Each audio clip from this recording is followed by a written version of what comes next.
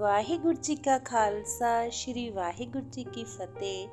ਧੰਨ ਧੰਨ ਗੁਰੂ ਗੋਬਿੰਦ ਸਿੰਘ ਜੀ ਮਹਾਰਾਜ।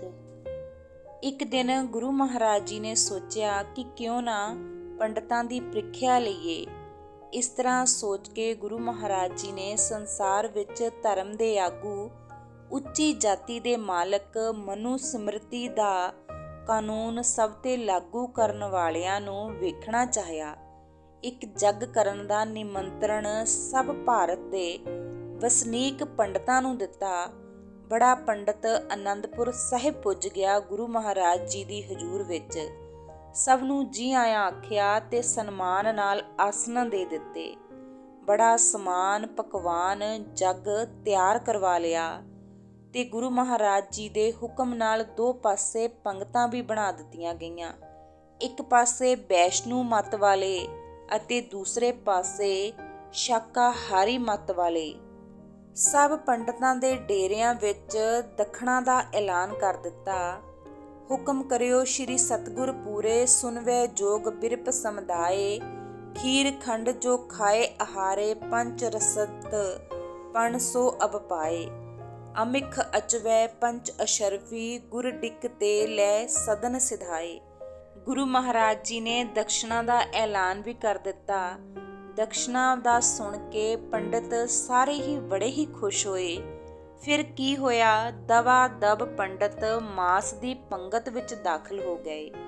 ਜਿਹੜੇ ਲੋਭ ਲਹਿਰ ਵਿੱਚ ਨਾ ਰੁੜੇ, ਧਰਮ ਰੱਖਿਆ, ਉਹ ਗਿਣਤੀ ਦੇ ਵੈਸ਼ਨੂ ਪੰਗਤ ਵਿੱਚ ਬੈਠ ਗਏ। ਜਦੋਂ ਛਕ ਕੇ ਹਟੇ ਤਾਂ ਦਕਸ਼ਣਾ ਦੇਣ ਲਈ ਸਤਿਗੁਰ ਜੀ ਆਪ ਆਏ।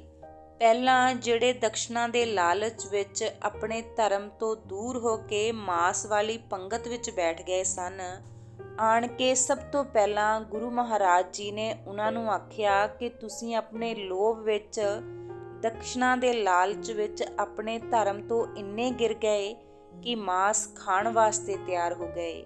ਕਿਉਂਕਿ ਗੁਰੂ ਮਹਾਰਾਜ ਜੀ ਨੇ ਦੋਨਾਂ ਪੰਗਤਾਂ ਦੇ ਆਪਣੀ ਦਕਸ਼ਣਾ ਰੱਖੀ ਸੀ। ਉਹ ਦਕਸ਼ਣਾ ਤੋਂ ਸੁਣ ਕੇ ਸਾਰੇ ਹੀ ਪੰਡਤ ਮਾਸ ਵਾਲੀ ਪੰਗਤ ਵਿੱਚ ਬੈਠ ਗਏ ਸਨ। ਗੁਰੂ ਮਹਾਰਾਜ ਜੀ ਨੇ ਕਿਹਾ, ਤੁਸੀਂ ਇੰਨੇ ਲੋਭ ਵਿੱਚ ਹੋ ਗਏ ਹੋ ਕਿ ਤੁਸੀਂ ਆਪਣੇ ਦੀਨ ਅਮਾਨ ਨੂੰ ਵੀ ਛੱਡ ਦਿੱਤਾ ਹੈ। ਉੱਠ ਕਰ ਗਏ ਬਿਲੋਕਨ ਕੀਨੇ, ਜਿਨੇ ਲੋਭ ਤੇ ਧਰਮ ਗਵਾਏ, ਬਾਰ ਵਾਰ ਉਚਾਰ ਦਿਕਾਰੈ, ਨਾਹੀ ਬਿਰਪ ਤੁਮ ਦੰਡ ਕਮਾਹੈ, ਆਪ ਕਰਮੀ ਨਿਜ ਧਰਮੈ ਪ੍ਰਿਸ਼ਟੀ, ਵਿਗ੍ਰਹਿ ਆਪ ਵਿਗਾਰਹਿ ਔਰ ਉਚਿਤ ਸਜਾਏ, ਦੇਨ ਕੇ ਤੁਮ ਸਭ ਬੇਹੇ, ਅਵਹਿ ਬਡ ਮਚਾਹੇ ਰੋਰ, ਪ੍ਰਥਮ ਬੁਲਾਏ ਦੰਡ ਗੁਰ ਦੀਨੋ, ਭਲੋ ਬੁਰੋ ਬਾਖੈ ਸਭ ਠੋਰ, ਜਾਂ ਤੇ ਛਿਮਾ ਸ਼ਾਰੀ ਮਨ ਜਾਣੈ, ਨਾਹੀ ਪਰਲਕ ਜਾਣਿਓ ਮਤ ਬੋਰ। ਇਸ ਤਰ੍ਹਾਂ ਉਹਨਾਂ ਵਾਸਤੇ ਜੋ ਦਕਸ਼ਣਾ ਕਹੀ ਸੀ ਦੇ ਕੇ ਗੁਰੂ ਜੀ ਨੇ ਸਭ ਨੂੰ ਤੋੜ ਦਿੱਤਾ। ਰਸਤੇ ਵਿੱਚ ਜਾਂਦੇ ਹਨ ਤੇ ਬੜਾ ਹੀ ਪਛਤਾਉਂਦੇ ਹਨ, ਆਪਣੇ ਆਪ ਨੂੰ ਲਾਹਣਤਾਂ ਪਾਉਂਦੇ ਹਨ। ਤੁਰੇ ਜਾਂਦੇ ਹਨ ਤੇ ਸੋਚਦੇ ਹਨ, ਲੋਭੀ ਕਾ ਵਿਸਾਹਾ ਨਾ ਕੀਜੈ, ਸਪਸ਼ਟ ਹੋ ਗਿਆ ਹੈ। ਇਸ ਤਰ੍ਹਾਂ ਗੁਰੂ ਮਹਾਰਾਜ ਜੀ ਨੇ ਉਹਨਾਂ ਨੂੰ ਕਿਹਾ ਕਿ ਤੁਸੀਂ ਨਰਕ ਕੋਰ ਵਿੱਚ ਹੀ ਰਹੋਗੇ, ਕਿਉਂਕਿ ਤੁਸੀਂ ਆਪਣੇ ਧਰਮ ਦੀ ਰੱਖਿਆ ਨਹੀਂ ਕੀਤੀ, ਲੋਭ ਤੇ ਲਾਲਚ ਵਿੱਚ ਆ ਕੇ ਮਾਸ ਖਾਣਾ ਕੀਤਾ ਹੈ। ਇਸ ਤਰ੍ਹਾਂ ਗੁਰੂ ਮਹਾਰਾਜ ਜੀ ਨੇ ਸਪਸ਼ਟ ਕਰ ਦਿੱਤਾ ਕਿ ਤੁਸੀਂ ਆਪਣੇ ਧਰਮ ਦੀ ਰੱਖਿਆ ਕਰਦੇ ਤਾਂ ਲੋਕ ਪਰਲੋਕ ਵਿੱਚ ਮੈਂ ਤੁਹਾਡੀ ਬਾਂਹ ਫੜਦਾ, ਪਰ ਤੁਸੀਂ ਤਾਂ ਇੱਥੇ ਹੀ ਆਪਣੇ ਧਰਮ ਦੀ ਰੱਖਿਆ ਨਹੀਂ ਕੀਤੀ। ਫਿਰ ਦੂਜੀ ਪੰਗਤ ਵੱਲ ਗੁਰੂ ਮਹਾਰਾਜ ਜੀ ਗਏ। ਗੁਰੂ ਮਹਾਰਾਜ ਜੀ ਨੇ ਉਹਨਾਂ ਨੂੰ ਸ਼ਾਬਾਸ਼ ਦਿੱਤੀ, ਕਿਹਾ ਇਸ ਪੰਗਤ ਨੂੰ ਦਕਸ਼ਣਾ ਦੇ ਨਾਲ ਨਾਲ ਹੋਰ ਵੀ ਉਚਿਤ ਇਨਾਮ ਦਿੱਤੇ ਜਾਣ, ਤੇ ਕਿਹਾ ਤੁਰ ਸੰਤੋਖ ਧਰਮ ਨਾਹੀ ਛੋੜਿਓ, ਜੋ ਪਰਲੋਕ ਮੈਂ ਕਰੇ ਸਹਾਈ।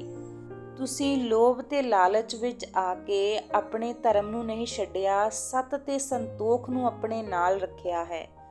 ਤੁਹਾਡਾ ਲੋਕ ਤੇ ਪਰਲੋਕ ਸੁਹੇਲਾ ਹੋ ਗਿਆ ਹੈ, ਤੁਹਾਡੇ ਮਾਰਗ ਸਿੱਧੇ ਹੋ ਗਏ ਹਨ, ਤੁਹਾਡੇ ਜ਼ਿੰਦਗੀਆਂ ਦੇ ਕਸ਼ਟ ਕੱਟ ਦਿੱਤੇ ਹਨ।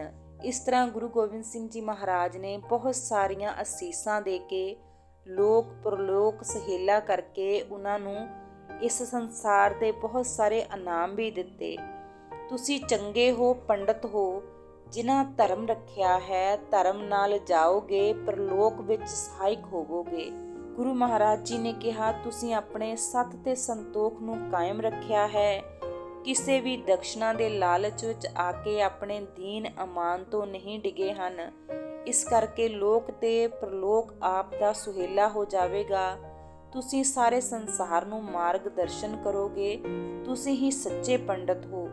ਜਿਹੜੇ ਪੰਡਤ ਲੋਭ ਦੇ ਲਾਲਚ ਵਿੱਚ ਆ ਕੇ ਮਾਸ ਵਾਲੀ ਪੰਗਤ ਵਿੱਚ ਬੈਠ ਗਏ ਸਨ, ਉਹ ਆਪਣੇ ਆਪ ਤੇ ਬਹੁਤ ਹੀ ધિੱਕਾਰ ਪਾਉਂਦੇ ਹਨ, ਕਿਉਂਕਿ ਇਹ ਤਾਂ ਗੁਰੂ ਮਹਾਰਾਜ ਜੀ ਨੇ ਉਹਨਾਂ ਦੀ ਪ੍ਰੀਖਿਆ ਲੈਣ ਵਾਸਤੇ ਕੀਤਾ ਸੀ। ਕੁਝ ਪਾਰ ਹੋ ਗਏ, ਕੁਝ ਡੁੱਬ ਗਏ, ਕੁਝ ਭਵਸਾਗਰ ਪਾਰ ਨਿਕਲ ਕੇ ਸੱਚਖੰਡ ਚਲੇ ਗਏ ਤੇ ਕੁਝ ਨਰਕਾਂ ਵਿੱਚ ਘੋਰ ਗੋਤੇ ਖਾਣ ਲੱਗੇ, ਕਿਉਂਕਿ ਗੁਰੂ ਮਹਾਰਾਜ ਜੀ ਦੀ ਇੱਕ ਦਿਵਯ ਦ੍ਰਿਸ਼ਟੀ ਹੀ ਜੀਵ ਦੇ ਸਾਰੇ ਪਾਪਾਂ ਨੂੰ ਨਸ਼ਟ ਕਰ ਦਿੰਦੀ ਹੈ।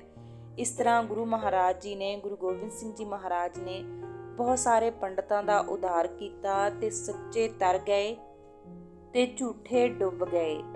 ਵਾਹਿਗੁਰੂ ਜੀ ਕਾ ਖਾਲਸਾ, ਸ੍ਰੀ ਵਾਹਿਗੁਰੂ ਜੀ ਕੀ ਫਤਿਹ।